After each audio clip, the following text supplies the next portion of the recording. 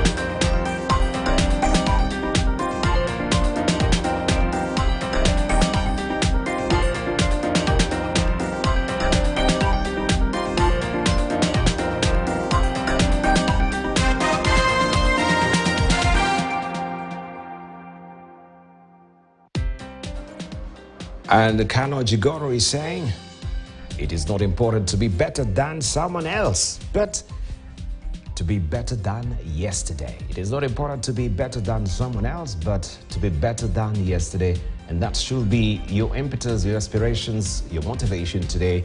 Be better than yesterday. Don't try to be better than your neighbor, better than your brother, better than your sister, all right? But be better than yesterday.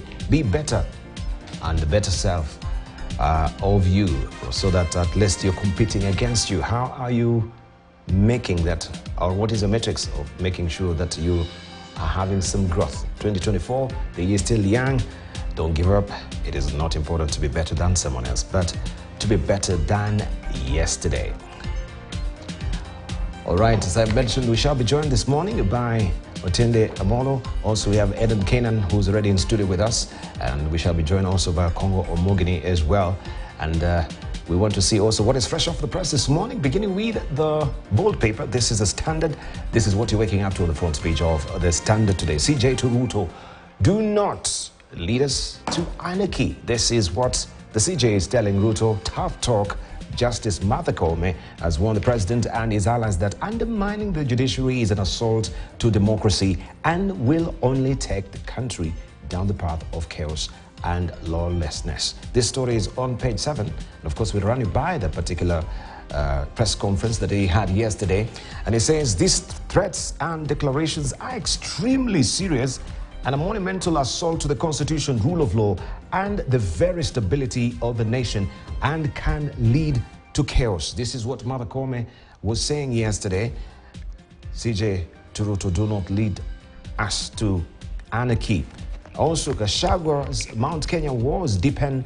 This is on national front. The taunting of Kiharu, Member of Parliament, as Region Supremo has split opinion and given DP a new headache as he seeks to be central kingpin. This is a story that you want to follow on page 8 of the Standard this morning. Also, DPP lawyers clash in Mandago trial. Director of Public Prosecutions has denied claims that Uasin Gishu senator is interfering with witnesses in Finland scholarship cases. Looking at the teaser there, pensioners 30-year vain wait for 74,000 shillings. Also, Israel ignored intelligence on Hamas raid. That is on page 26. You have also your financial standard inside the financial standard inside the Standard today. Get all the wise as far as financial literacy is concerned. Ruto eyes desperate dollars in Jobs gamble, and Blackstars lose shine after AFCON loss. That is another story that you want to follow inside the Standard this morning. All right, let's see what we have also down here. A journey of 1,000 miles and a rider ferries a parent and a student along Kisii Kiroka Highway to join Form 1 yesterday. 1.4 million, that is the number of students who are expected to join Form 1 this week. And schools have already reported congestion since there was no investment in infrastructure to accommodate all. That is a story you want to follow inside the Standard today. Found to pay 35 billion shillings in KRA bribery case. German software company will pay US regulator about $222. That is 222 million in fines to resolve investigations into bribery schemes in Kenya. And the other story on page 23 of the Standard this morning. Let's see what the Daily Nation is holding for us. Mother, Mwangaza husband and sister quizzed. That is what we have as the main headline today. Mystery death. Governor's brother is also being held by detectives alongside 8 other suspects. This is a probe that is ongoing. Meru Governor Kawira Mwangaza's husband and sister are the latest members of her family to be targeted for questioning of the brutal killing of blogger Daniel Mudiani, aka Sniper. That story on page 7 of the Daily Nation this morning. A long queue at Mama Ngina High School in Mombasa County yesterday as Form 1 students reported to school, and that is after the relocation of the school as well. Stretched facilities as Form 1's report. Record admissions numbers were reported across the country yesterday when the last 844 class turned up for the admission to secondary schools, even as parents decry the high prices of items that the children require. And you can follow the story on page 10 of the Daily Nation this morning. Judiciary, we're ready for dialogue. CJ Koome now tells Ruto the Judicial Service Commission has sought an audience with the president after the executive sustained attacks on the judiciary over alleged corruption. And Granny blazing trail as professional diver. She's 64, Salin Jeru. At 64, she's packing over 35 years of experience in coaching and life-saving in water bodies, making her one of the few seasoned lifesavers in Kenya. You can read all about her story on page 3. She began swimming at the age of 3. And also Tanzania blocks KQ passenger flights to Dar. Tanzania says move is in response to Kenya's recent rejection of its request to allow its airline to operate cargo flights between Nairobi and third countries. You can follow the story on page 3 of the Daily Nation this morning. This is how it looks. Also, you have your Health Nation.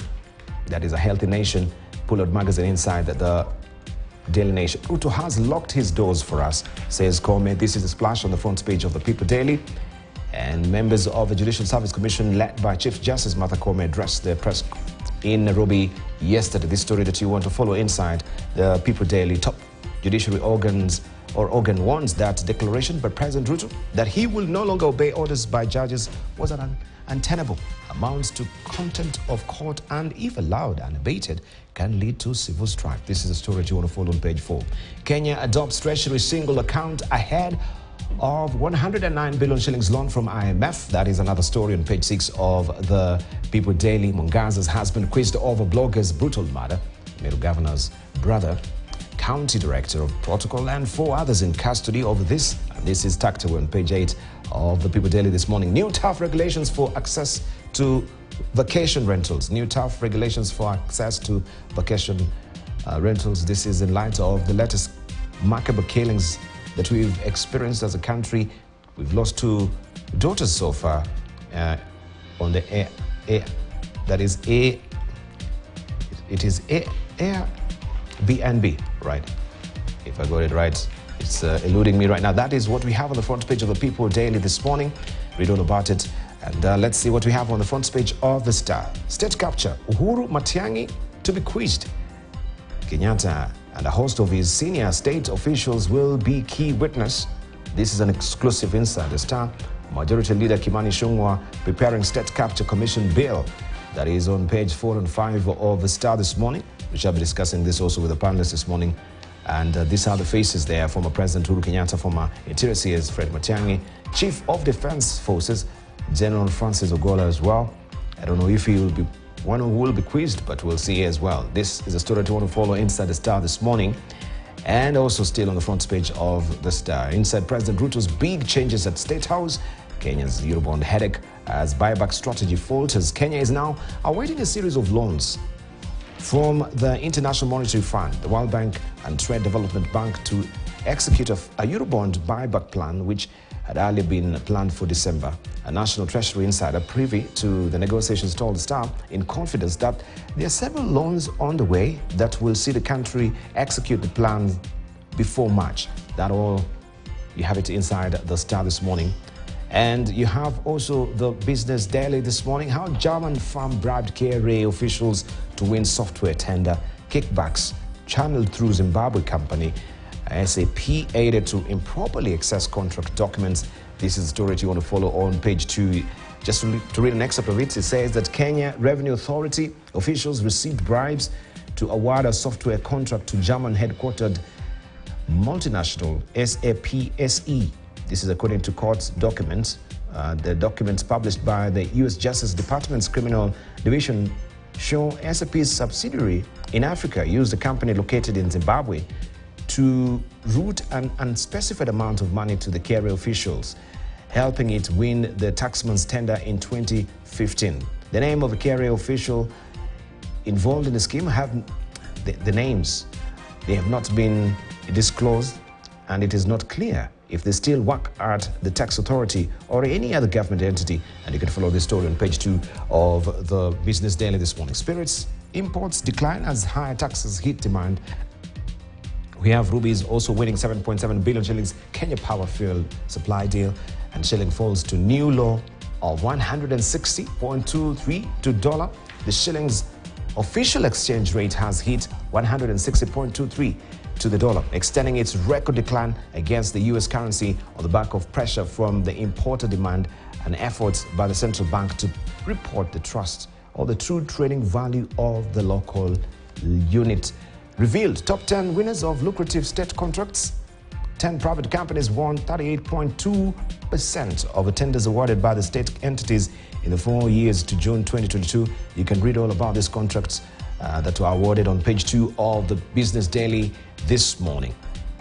We cross over to Uganda, where NAM, the global summit there, at least 6 countries, majority from Arab world, used yesterday's first day of a non-aligned movement summit in Munyonyo, Kampala, to call for the inclusion of the Israel-Palestine conflict in discussions.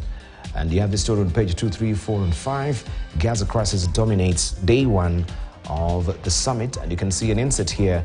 Uganda's permanent representative to the United Nations, Ambassador Adunia Ayabare, speaking to some of the delegates at the opening of the 90th Non-Allied Movements Conference at Speke Convention Center in Munyonyo, Kampala. Yesterday, Uganda has taken over as the new chair of the NAM for a period of 3 years.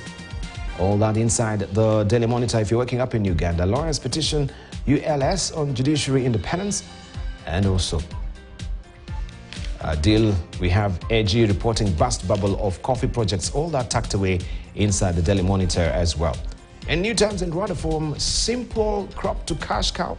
How avocado became profitable. Seedling that Rwanda imported cost about $4.5 each. And you have the story on page 4.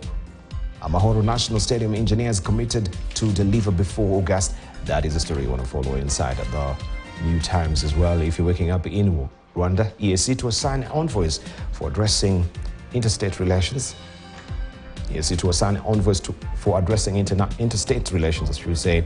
And Rwanda women's return to fertility varies with birth control methods. Rwandan women's return to fertility varies with birth control methods. You can follow the story inside the New Times this morning. This is what is holding the splash, as a splash this week in the East African season of enemy, isolation. Things are falling apart in EAC. Burundi shut its border with Rwanda in spite of rebel attacks, just as DRC did over M23. Meanwhile, Somalia beats drums of war in Port Rao, with Addis as Kenya and Uganda square off at regional court over oil imports. And now we have the latest development of Kenya and Tanzania, where Tanzania is banning KQ flights. And that story will run it by you momentarily. But what is happening within the East African region, even as we're trying to check into place with the East Africa community, of course, gelling into one. But we can see there's so much fragmentations because of policies, issues. We're not seeing eye to eye as far as so many facets of our confluence of factors are concerned. You can follow the story inside the East African this morning or this week. And we can see also back there from President Kagame, who is saying this unfortunate decision will restrict free circulation of people and goods and violate the principles of regional cooperation. This is, of course, the closing of the border, or the closure of a border between Rwanda and Burundi. And this is what President Evariste Ndayishimiye is saying.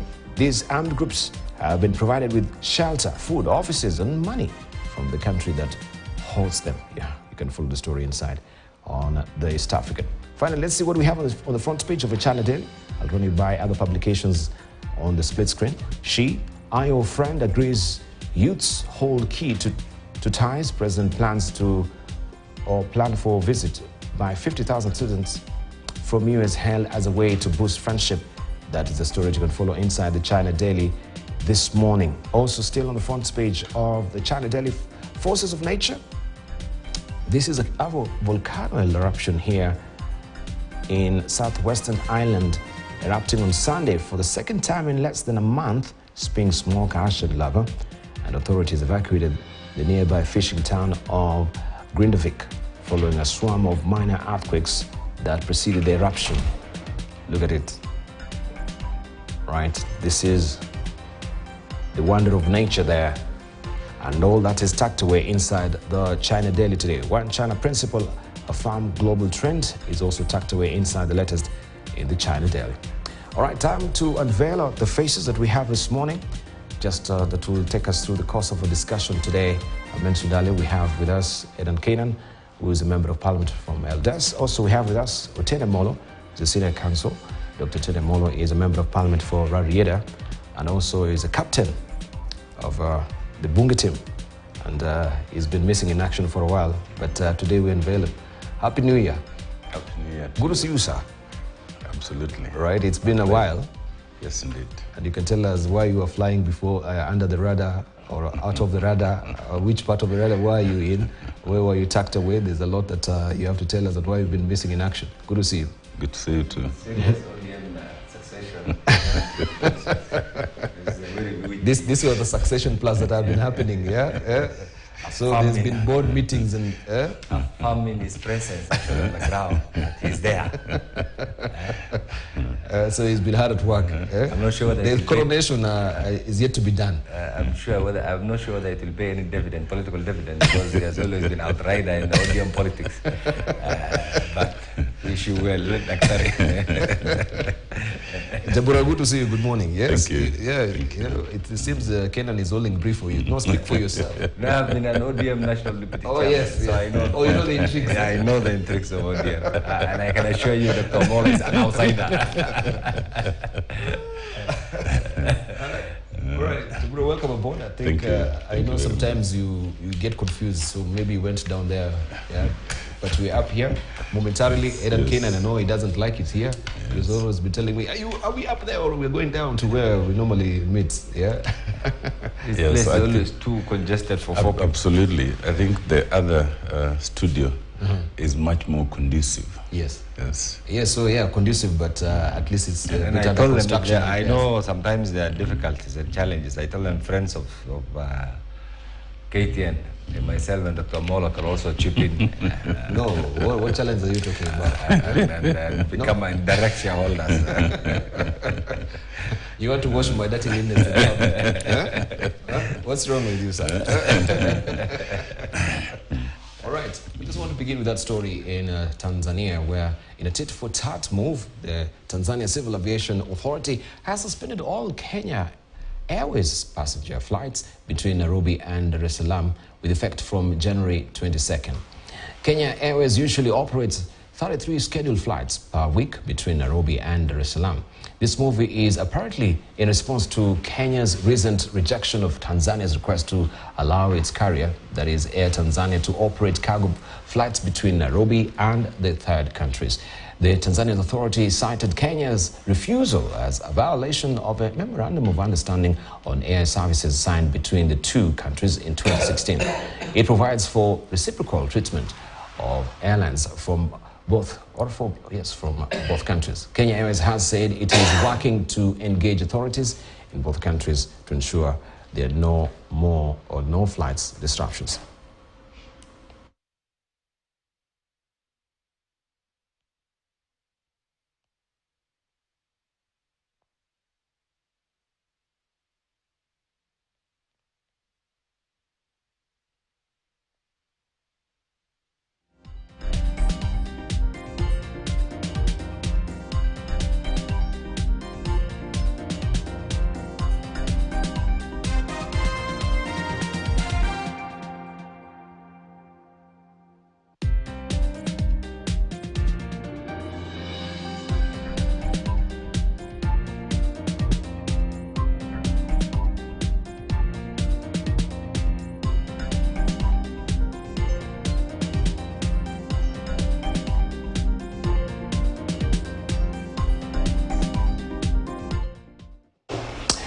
Chief Justice Martha Koome has yet again come out to condemn President William Ruto's attack on the judiciary, saying his continued conduct is extremely serious and a monumental assault to the Constitution, rule of law, and could lead to instability of the nation and provide a recipe for anarchy. The Chief Justice, who addressed the media last evening at the Judicial Service Commission offices in Nairobi, directed the President to file his complaints with the Commission or risk redress in court. As KTN's Emmanuel To now reports, the CJ, who is also the president of JSC, disclosed that President Ruto is yet to formally file any complaint against the judges he accuses of being corrupt. In a rare address to the media, the Chief Justice Martha Koome, flanked by other members of the Judicial Service Commission, Monday evening came out guns blazing, re-emphasizing the need for President William Ruto to stop attacking the judiciary and instead submit to the rule of law. The CJ saying the president's path, which he has walked since the beginning of the year, is a recipe for chaos and anarchy in the country. These threats and declarations are extremely serious and a monumental assault to the Constitution. It is also an assault to the rule of law and the very stability of the nation, and can lead to chaos and anarchy. Koome directing President Ruto to follow the laid down procedures and file complaints with the JSC or seek redress at the Court of Appeal in case of any issues he may have against the judicial officers. I would urge our politicians to stop discussing live matters in public, to allow the judiciary, to allow the judges and judicial officers to to engage with the matters objectively and deal with those matters according to the evidence and according to the law. The CJ also alluded to the fact that the president's comments were indeed threatening the judges, especially with key considerations on the Housing Levy and the Social Health Insurance Act 2023, expected on Thursday and Friday this week, respectively. When judges are attacked publicly and they are hearing a matter, live matters, they feel intimidated. They feel harassed. They feel like they are being ordered to rule in a certain way. Actually, they get embarrassed. Koome also disclosed that the head of state is yet to file any formal complaint against the officers he has alleged are corrupt. Not any that we are aware. Even today, we were dealing with the complaints that we have shared with you. I think somebody said on the news yesterday, one will be filed on Thursday. The CJ, however, admitted to the rot in the judiciary, stating that in the year 2023, JSC received 72 complaints against the judges. 49 of the complaints are currently undergoing preliminary evaluation by the commission, while 13 were dismissed for touching on the merits of decisions rendered and which should be redressed by way of appeal or review. 3 judges left the judiciary in the year 2023. 1 judge opted to exit the service through early retirement instead of facing the tribunal.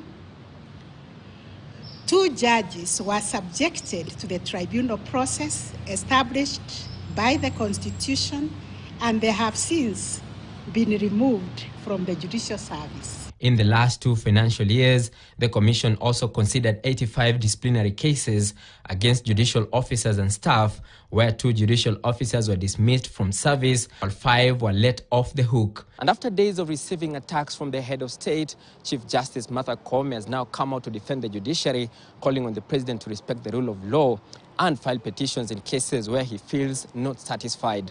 Emmanuel Tor, KTN News, Nairobi. And you can grab a copy of the Standard this morning, where it is all splashed for you. CJ to Ruto, do not lead us to anarchy. We have Justice Martha Koome, who is warning the president and his allies that undermining the judiciary is an assault to democracy and will only take the country down the path of chaos and lawlessness. This story tucked away on page 7 of the Standard this morning. We just want to begin with this particular story that has been on since the beginning of the year right now. And it seems to continue apace right now with the reaction from the judiciary. Will the president now also go on negotiating table? And why are we going on negotiating table regarding what the judiciary is all about? And we have a constitution. Are we following the proper channels of complaints? And the president, as we've heard from the CJ, has not filed any complaints with the Judicial Service Commission. We just want to pick up with our panelists this morning. Allow me to welcome also Kongo Mogeni, who's a senior counsel as well, to also talk to us. I saw also your opinion in the Standard as well. But let's just begin with you, Dr. Otene Amolo, on this latest development. I've heard the CJ saying the politicians should cease from actually making comments on this particular matter that is still in the public domain. Good morning. Good morning, and thank you, Dibal. First, let me wish our viewers a happy new year, since I've not had occasion to be here since the new year began. I've been on what you'd call a self-imposed sabbatical. Yes. Yeah. Sometimes it's good to take a break and watch others like my friend, Senior Counsel Kongo Mogeni, my other friend Hobo Kenan, engage, as you watch, not to be watched all the time. So it was a self-imposed sabbatical, but it was mingled with other factors. I think one of them you mentioned, yes, which is that I've since become the captain of the Bunge football team, and sometimes these shows clash with our training times, and so that also becomes a challenge. Having said that, let's come to the subject of the judiciary. I think in present conversation, that is the single saddest issue that we have to tackle. And in a word, the president is engaged in constitutional misconduct. There can be no other way of describing it. And I am happy that all the lawyers' bodies of note have condemned his utterances, and there's no serious advocate, even those on the Kenya Kwanza side, that have come out to support his utterances. It is the saddest. In terms of the Constitution, it is a direct breach of the constitutional principles and letter of the Constitution. It contravenes everything from Article 2 to Article 3. And in any proper working democracy, the president should have been impeached by now, because he swears to defend the Constitution in stating that he will lead his team to disobey court orders. That is an express contravention of the Constitution. And if we had a parliament that works, by now we would be having impeachment proceedings. Just unfortunate that, as you know, parliament in itself has been captured. Secondly, and while on it, I want to commend the CJ for coming out fairly clearly, unlike before. I think part of the problem we've had, and I've expressed this opinion, is that the CJ and the judiciary had allowed William Ruto some sort of soft touch in terms of their engagement. And I think it encouraged them to believe that the judiciary is just a small appendage of the executive, and that therefore he can cherry pick when to respect orders and when not to respect orders. It is not a question of dialogue. I've seen one of the papers suggesting that the CJ is ready to have dialogue. My understanding of the CJ's statement and the Judicial Service Commission was not requesting dialogue. It was demanding that court orders must be respected. Court orders must be obeyed, and there is no question of dialogue. You do not dialogue on whether to respect and obey court orders. Yes. In any event, and I think the CJ must be clearer. Let the CJ not say politicians should not talk about life. There are no politicians who are talking about it. It is the president, William Ruto, who is talking about all this. Okomo Megeni and myself, we are advocates, senior counsel, we litigate, but we're also politicians.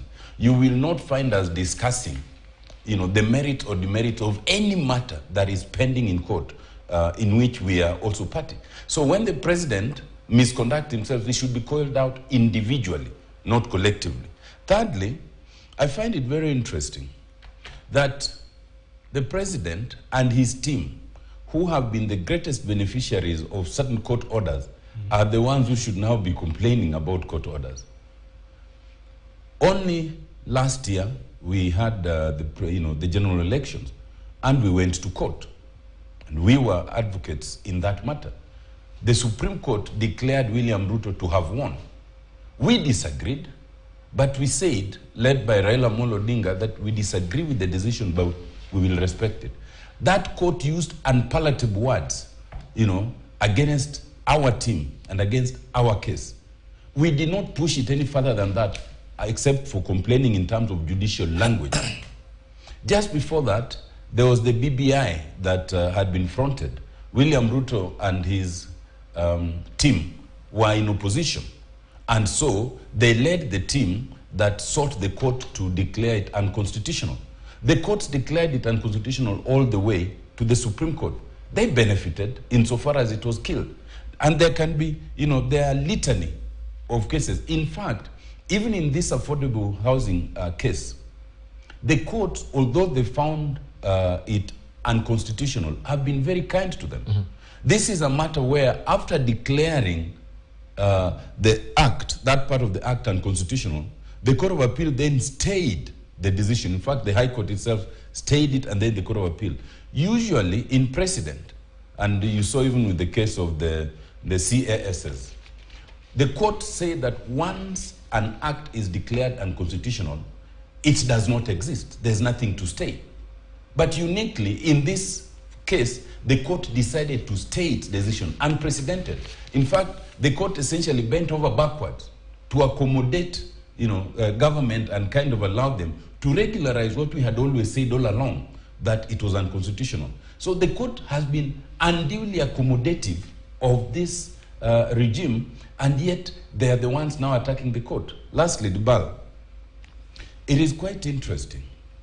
When a person who has been declared president says that a known person came to him and suggested that they should make a budget to bribe judges, that because it has been done before, then it means this person has been engaged in corruption before. The first person who should be reported to the police for immediate arrest should be that person. In fact, they should not leave wherever they were meeting, in private or in public. He should have summoned the DCI to come and arrest the person immediately, to give light, so that they can reveal all those who allegedly planned, budgeted, and corrupted the judges, and the judges who are corrupted. You cannot come on, on national media and say, somebody suggested to me. Then you are not upholding the Constitution. Article 33 requires of all of us to defend and uphold the Constitution. The interesting thing, if you were to talk to advocates across this country, it is not that there is no corruption, but it is that there are only a few judicial officers who may be corrupt, aided by a few lawyers. It should not be a blanket condemnation. But if you asked advocates across this country to name 5 of the most corrupt advocates they know, you will be surprised that all of them, or at least 4 of them, are advocates associated with Ruto and his regime. And you leave it at that? Yes. Ruto and regime. Maybe you have any evidentiary documents to tell us that... I've just told you that if you surveyed today, as a senior advocate, I am careful not to name people here. But if you did a survey, even a blind survey today, it's just like in government. Even in the executive, there are people who are more corrupt than others. And if you were asked, even Honorable Kenan here, although he belongs to that side, if you asked him, in this cabinet, name 2 or 3 of the most corrupt, waziris, I am sure, you'd come up with something. No, I think you should ask for more diversion from the Honorable. He's a bit editorial with the... He's casting aspersion on members of an entire profession who don't agree with his view. He's casting aspersion on the entire leadership of the country. And that is not the General Mola. The General Mola is a very seasoned, sober, issue-oriented barrister, let me say. But right now, whatever discourse he has taken right now is really conflicted, partisan. Now he's a judicial activist. No, now he's a political activist, party activist. So we'll be debating with 3 of General Mola. For purpose of our discussion this morning, we will put aside senior counsel of General Mola as seasoned, reasonable. All right. Who has also been a victim of the political shenanigans, actually in his own party and everywhere. But maybe, but I don't. Maybe you wanted to ask him, or you want me? I wanted to hear you. Okay. Before we go to senior counsel. But I think let's be fair. It is true that for those of us who have been part of the promulgation and the struggle for the current constitution, struggle to have an independent, efficient, corruption-free judiciary because of the history of this country. And I'm glad that my friend here was part of also that history. But we need to ask ourselves, we have 3 arms of government. In theory, we have 3 independent arms of government. But in practice, we have 3 interdependent arms of government. But these are not the only arms of government. There are also other imagined arms of government, like your professional members of the 4th estate, members of the civil society, the NGO community. So that is the general governance structure. But I think what is at stake here is, and I'm glad that my friend here also knows, the President of the Republic of Kenya has access to intelligence, first layer, top intelligence, by virtue of being the head of government and head of state. And I'm sure that is something that we have all struggled to get or to associate with. What is at play right now is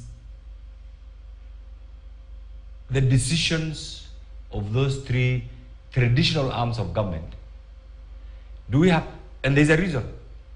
If you ask me today, I'll tell you Parliament is the first arm of government. Maybe if you ask him, he'll tell you the judiciary is the first arm of government. If you ask a member of the executive, the other member will tell you maybe the executive is the first arm of government, simply because of the orientation. But the truth of the matter is you have three arms of government. What the president has said, first of all, I do not support the blanket condemnation of the judiciary, because we have very able, hardworking, efficient, corruption-free judicial officers that we need to commend.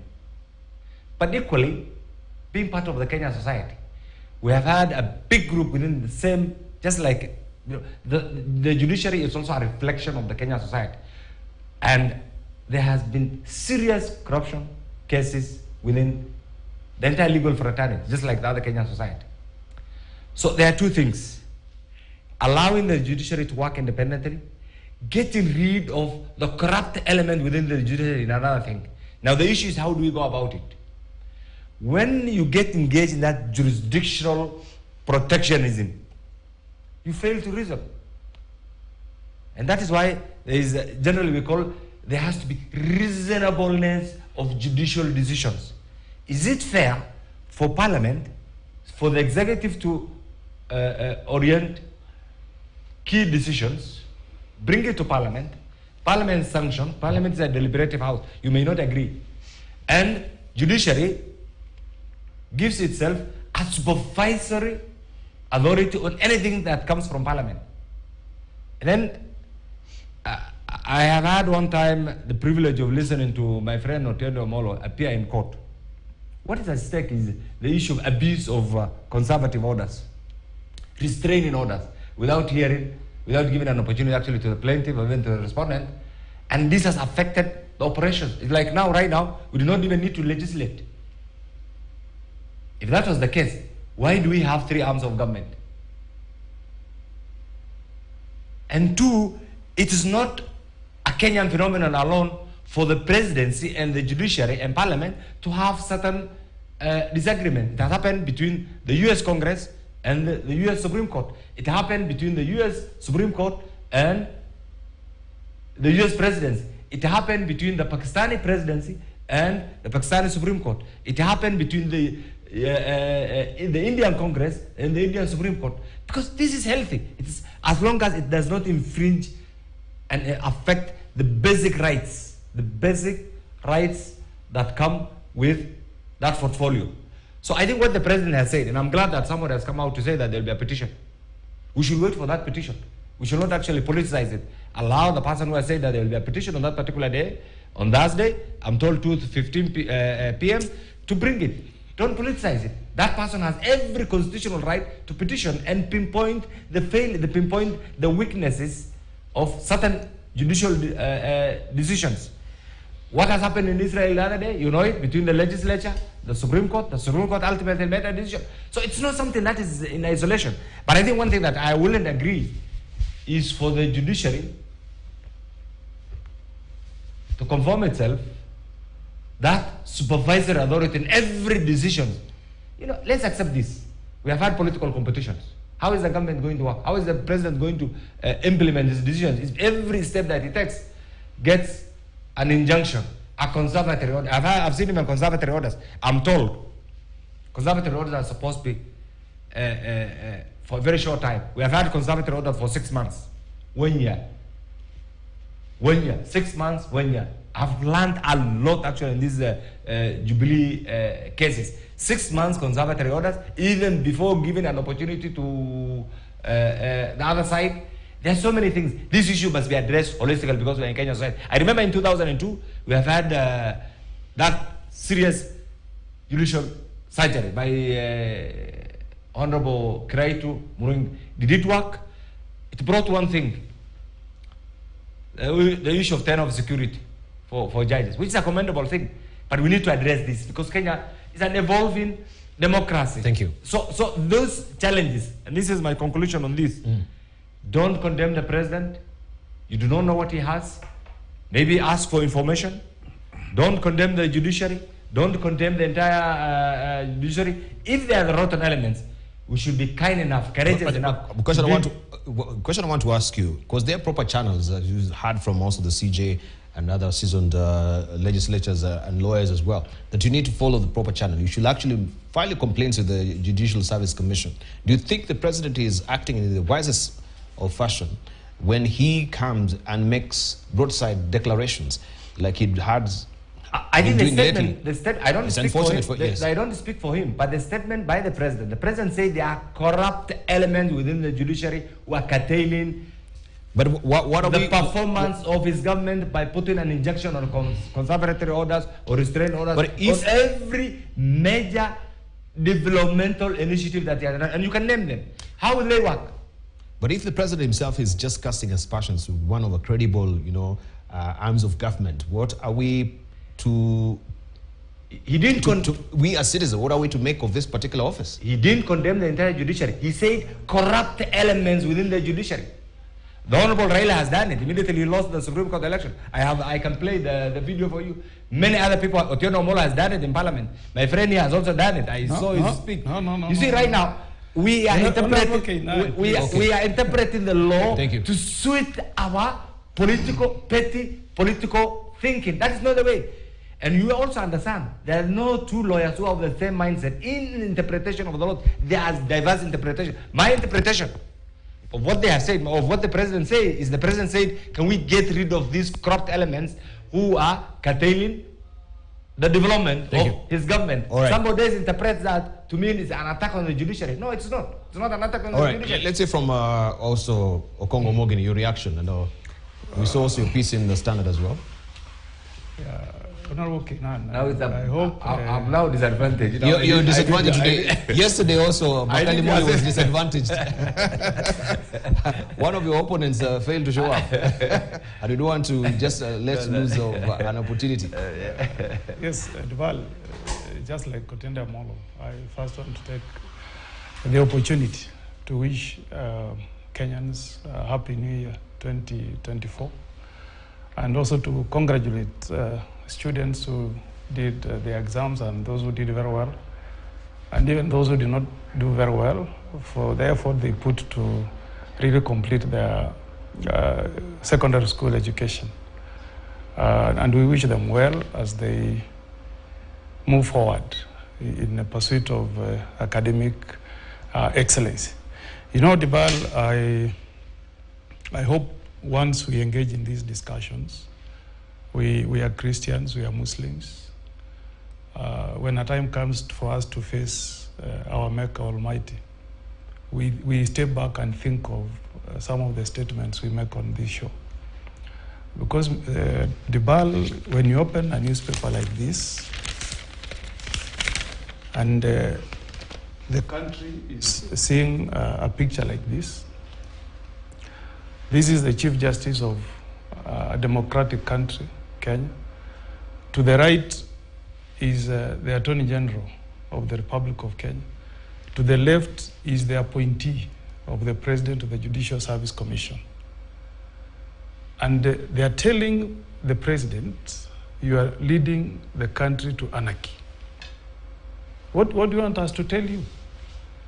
I mean, even if you talk to a lay person, even a grandmother, a grandfather, a standard 7 dropout, they will tell you what the president, the deputy president is doing is dangerous to this country. And then to tell you, Honorable Kainan, people who have gone this route have ended up finishing and destroying very vibrant countries. Because the moment you tell the Kenyans that they should not respect courts, you are finishing the country. That's what we are doing. What do you suppose Kenyans react to these pronouncements of the deputy president, and they also start demonstrations petitioning for the removal of the president and the deputy president? Where will the country go? Because if you are saying you don't want to respect court orders, Kenyans can also say they don't respect the Supreme Court decision that installed President Ruto to office. So we are walking down a very dangerous road. And we must be honest, we must be candid.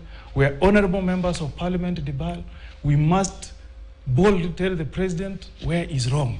And on this one, he's wrong, he's out of order. You cannot, as a president, take to political rallies to attack judicial officers. Some of us who are lawyers know that judges cannot call press conferences to start defending themselves.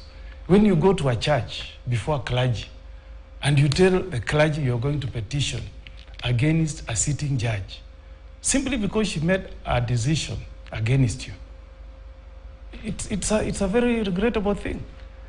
We have a process, Dibal. If you have issues touching on any particular judge, you file that complaint with the Judicial Service Commission. That's the only way we can demonstrate to the country that we are leaders who respect the Constitution, because we took an oath. Everybody carried this Constitution. And we gave an undertaking to the country that we shall respect this Constitution.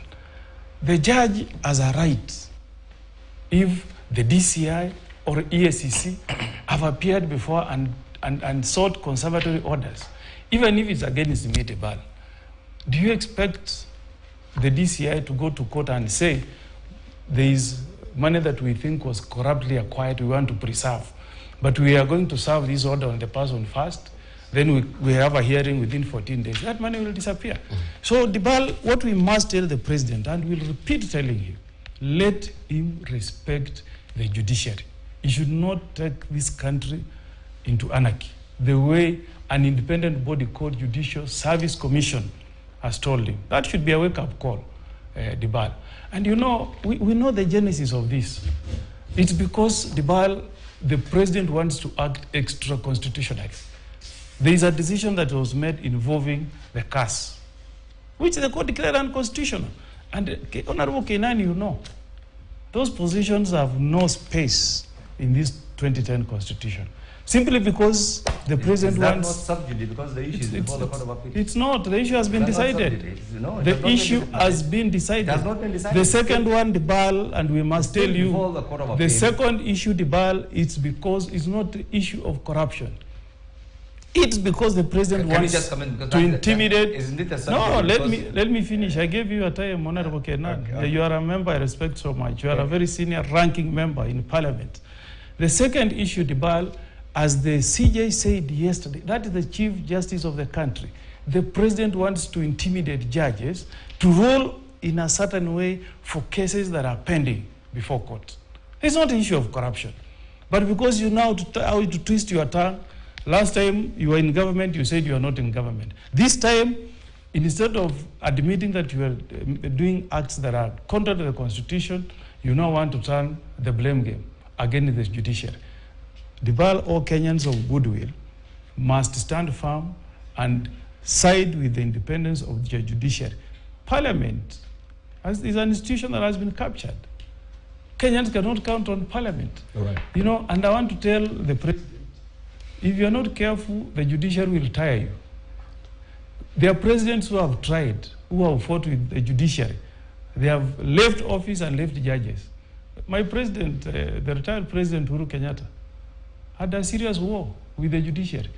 He retired. Even the judges he did not want to appoint to no office are now sitting judges. When he had issues of guns with his children, he went to the same court. Those judges are still there. Even you, even me, even Otiende Amolo. Tomorrow, if anybody comes for you, you will still go to the same courts. Right, thank you. Finally, you cited the case of the U.S. fights between the disagreement. No, decisions impacting on presidents. Richard Nixon in 1974 told the court that he enjoys immunity. You remember the Watergate scandal? The Supreme Court was faced with a situation where they were to make a ruling ordering a sitting president, Nixon, to hand over the secret tapes that he had in the State House touching on the Watergate scandal. And you know, Dibal, when the court ruled and said you cannot be immune on criminal acts, he handed the tapes, he resigned. In 1997, if you remember the case of Clinton and Paula Jones, the president said, I enjoy immunity against any civil action. But the courts told him, you cannot enjoy immunity for acts that took place before you became president. And he had to face the court and settle the matter out of court. So on this one, let the president humble himself accept that the act we have under our constitution is that if a law has been enacted by Parliament and the Kenyans have an issue, the only person who can tell us whether that act is unconstitutional or not is our courts. And that is the way we should go. About finally, the complaint you have mentioned that is going to be filed by the deputy president. What we saw in media, Dibal, is that the deputy president wants to file a complaint against. We shall pick up on it on the other side of the break. A ruling that was given by a judge. Any first year law student will tell you you cannot file a complaint. Thank you. Against a decision that has been made by a judicial. All right, thank you. That cannot be. If that is what you are calling corruption, we can only say sorry.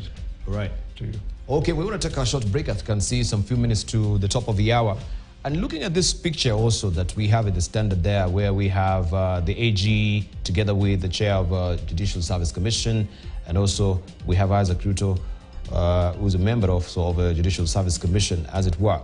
I was wondering if given that he was in this particular press conference yesterday, what was the sort of emotions that were with the Attorney General himself? Because he's the person who's supposed to be advising the executive, especially on these particular matters. Did he find himself a very a dicey, very frosty, or a very tight situation yesterday? He's the AG, and yet now he's here also with the commission, calling on the president to toe the line as far as the constitution is concerned. Do you think he's doing a sloppy job in terms of advising the executive? We take a short break. When we circle back, we shall hear also from a panelist regarding this particular picture that we have it here in the Standard today. You're watching Siasa Fiesta, don't go away. More on the other side of the break. When we circle back.